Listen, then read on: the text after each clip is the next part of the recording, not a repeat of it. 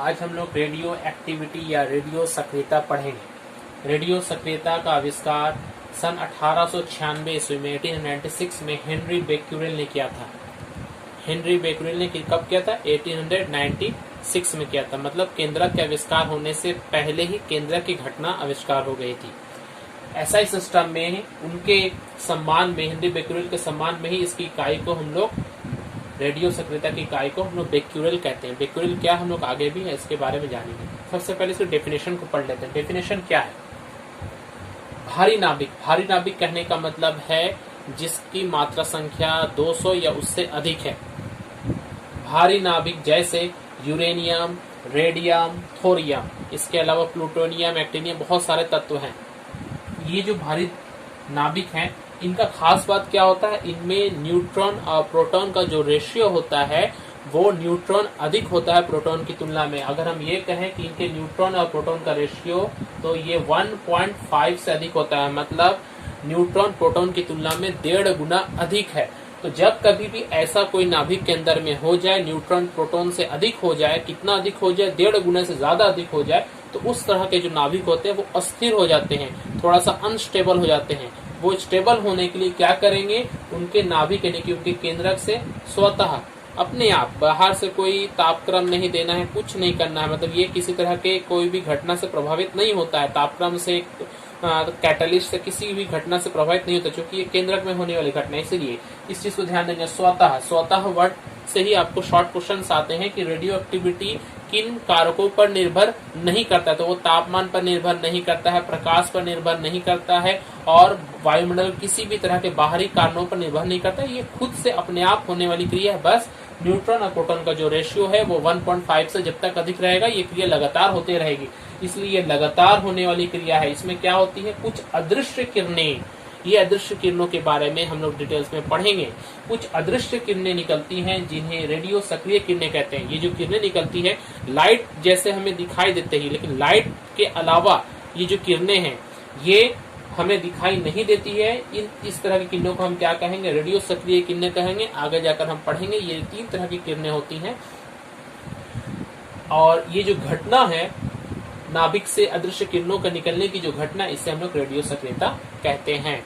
और जो तत्व हैं जैसे यूरेनियम है, रेडियम है, जिनसे रेडियो सक्रिय किरणें निकलती हैं, उन्हें हम लोग क्या कहेंगे? रेडियो तत्व या रेडियो सक्रिय तत्व। रेडियो कहने का मतलब वो रेडियो नहीं जिससे हम लोग गाना या एफएम सुनते हैं, ये अलग है। रेडियो कहने का मतलब ये एक तरह की किरणें हैं।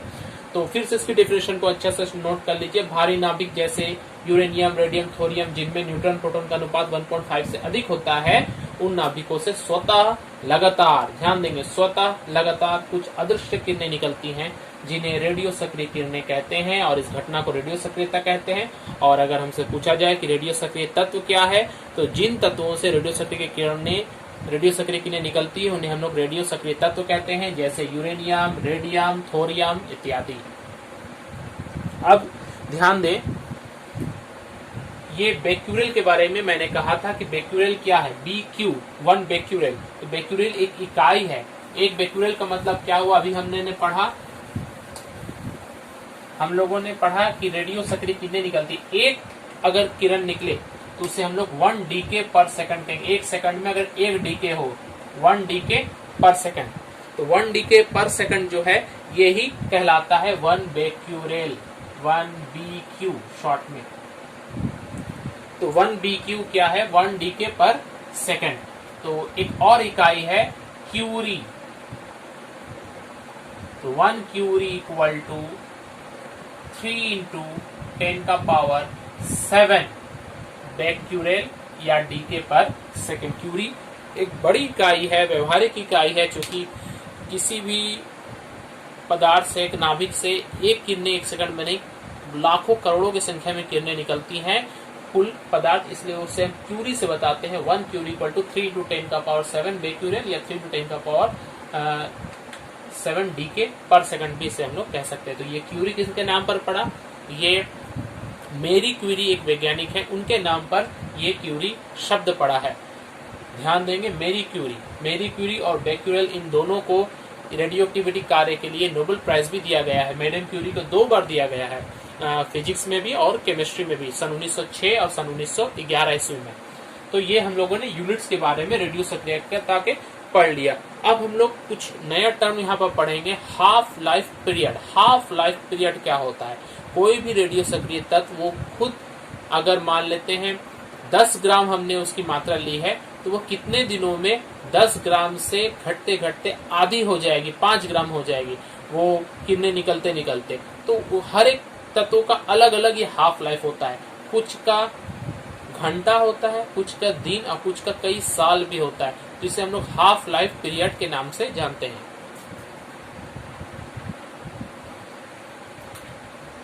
ये सेटअप देखिए, हंस रदरफोर्ड ने ही ये प्रयोग किया था। उन्होंने क्या किया, एक लेड चेम्बर के अंदर में एक रेडियो एक्टिव पदार्थ रखा। सबसे पहले जान लें कि लेड चेम्बर हम लोग क्यों लेते हैं। लेड धातु जो है पीबी, जिसका सिंबल होता है पीबी, ये एक ऐसी धातु है या एक ऐसा पदार्थ है जो रेडियो एक्टिव किरणों को बाहर जाने नहीं देता है। मतलब उनका ये पूरा एक दीवार का कार्य करता है ताकि यहाँ से किरणें नहीं निकल पाए और यहाँ जो प्रयोग कर रहा है उसको नुकसान ना हो। सिर्फ एक छोटा सा छिद्र है जहाँ पर ये रेडियो एक्टिव पदार्थ रखा हुआ है।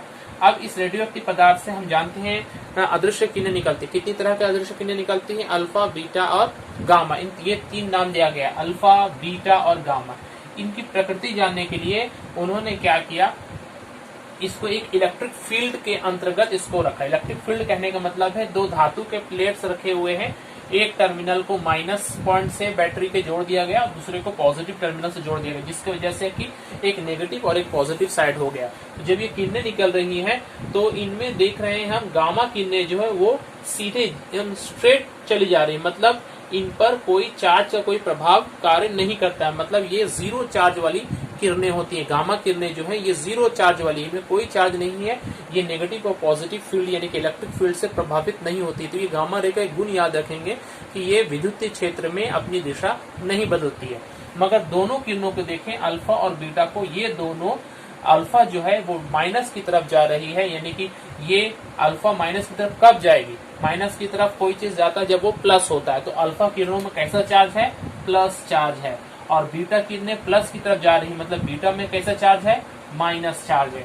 तो हमने देखा जिस तरह से परमाणु के केंद्रक में 3 कण होते थे, इलेक्ट्रॉन, प्रोटॉन, न्यूट्रॉन, ठीक उसी प्रकार रेडियो सक्रियता में भी 3 किरणें होती हैं और तीनों किरणों में चार्ज क्या क्या है? तो गामा किरणें जो है वो 0 चार्ज की है और बीटा किरणें जो है वो नेगेटिव चार्ज है, तो इसलिए वो पॉजिटिव की तरफ जा रही है। और अल्फा रे जो है ये पॉजिटिव चार्ज है और ये माइनस की तरफ जा रही है। और यहाँ से एक और चीज देखा गया कि जो डिफ्लेक्शन जो हो रहा है, ध्यान देंगे, अल्फा किरणों का डिफ्लेक्शन और बीटा किरणों का डिफ्लेक्शन देखिए, अल्फा की तुलना में बीटा ज्यादा अधिक डिस्प्लेस हो रही है।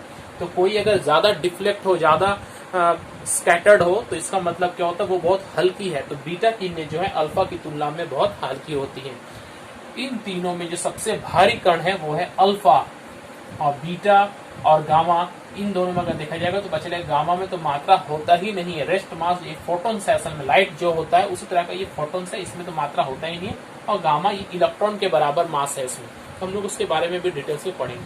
अगर हम इसे चेंज कर दें, इलेक्ट्रिक फील्ड को हटाकर यहाँ मैग्नेटिक फील्ड दे दें, मतलब नॉर्थ और साउथ दे दें, तभी इस तरह का डिफ्लेक्शन देखने को मिलेगा। तो हम लोगों ने देखा कि हमारे पास 3 तरह की किरणें हैं, अल्फा, बीटा और गामा। इन तीनों किरणों का अगर हम लोग तुलनात्मक विश्लेषण कर लें, इनके गुणों के बारे में जान लें तो बेटर होगा। सबसे पहले हम लोग अल्फा किरणों के बारे में पहले जान लें, उसके बाद इसके तुलनात्मक विश्लेषण करेंगे। अल्फा किरणें जो हैं ये असल में क्या है? तो अल्फा किरणें असल में ये अल्फा पार्टिकल्स, जब बहुत सारे अल्फा कण मिलते हैं तब जाके एक रे बनता है, किरण बनती है। तो अल्फा पार्टिकल्स जो है ये 2 प्रोटॉन और 2 न्यूट्रॉन से मिलके बना है। तो 2 प्रोटॉन किसमें होता है? अगर आप पीरियोडिक टेबल याद है तो आपको पता होगा, हाइड्रोजन, उसके बाद हीलियम आता है। हीलियम में 2 प्रोटॉन्स होते हैं। हीलियम का स्ट्रक्चर क्या है? 2He4। 2He4 इसका मतलब क्या है? हीलियम में 2 प्रोटॉन है और चूंकि ये मास नंबर 4-2 तो 2 न्यूट्रॉन है। तो ये 2 प्रोटॉन और 2 न्यूट्रॉन ठीक हीलियम के केंद्रक के बराबर है। केंद्रक में क्या होता है? न्यूक्लियस जो होता है उसमें इलेक्ट्रॉन्स नहीं होते हैं। तो हीलियम का अगर हम लोग केंद्रक ले लें, मतलब हीलियम आयन अगर भी हम लोग कहेंगे, हीलियम आयन या हीलियम न्यूक्लियस, तब ये एक अल्फा पार्टिकल के बराबर होगा। अल्फा पार्टिकल असल में एक तरह से हीलियम न्यूक्लियस है या हीलियम आयन है, डबली आयोनाइज, सिंगल आयोनाइज, डबली मतलब 2 इलेक्ट्रॉन है, वो दोनों जब उसमें से निकल जाए, मतलब बाहरी कक्ष पूरा खाली हो जाए, सिर्फ 2 ही इलेक्ट्रॉन होता है हीलियम में, पूरा का पूरा इलेक्ट्रॉन निकल जाए, सिर्फ उसमें केंद्रक बच जाए। केंद्रक में क्या आता है, 2 प्रोटॉन और 2 न्यूट्रॉन, तो उसे हम लोग क्या कहेंगे, हीलियम न्यूक्लियस कहेंगे। इस चीज को ध्यान देंगे। अल्फा पार्टिकल क्या है, ये हीलियम न्यूक्लियस है या हीलियम आयन है। और बीटा रे के बारे में अगर जान लें तो बीटा रे क्या है, बीटा रे असल में कुछ नया चीज नहीं है, हम लोग जानते हैं ये इलेक्ट्रॉन के ही कण होते हैं, इलेक्ट्रॉन के कण होते हैं, मगर ये नॉर्मल इलेक्ट्रॉन से किस तरह से फर्क है। हम लोग जो इलेक्ट्रॉन जानते हैं वो परमाणु के बाहरी कक्ष में गोल गोल घूमते हैं, मगर ये क्या होता है, केंद्रक से निकलने वाला इलेक्ट्रॉन है। इसके बारे में भी हम लोग पढ़ेंगे कि केंद्रक में तो इलेक्ट्रॉन होता ही नहीं है, फिर वो निकलता कैसे, वो भी डिटेल्स में आएगा। इसके बाद है गामा रे। गामा रे असल में वो किसी तरह का कोई कण नहीं है, वो असल में एक तरह की रेडिएशन है। रेडिएशन हम लोग कह सकते हैं, विकिरण कहते हैं। तो गामा एक विकिरण है या रेडिएशन है जिसमें फोटॉन्स होते हैं, फोटॉन्स, फोटॉन्स जो कि लाइट्स में, हमारे लाइट में फोटोन पाया जाता है, वही फोटोन होता है। इसकी मात्रा शून्य होती है, रेस्ट मास शून्य होती है, तो इसीलिए गामा रेडिएशन। तो हमने देखा अल्फा में हीलियम न्यूक्लियस, बीटा में इलेक्ट्रॉन और गामा में क्या है, फोटॉन्स।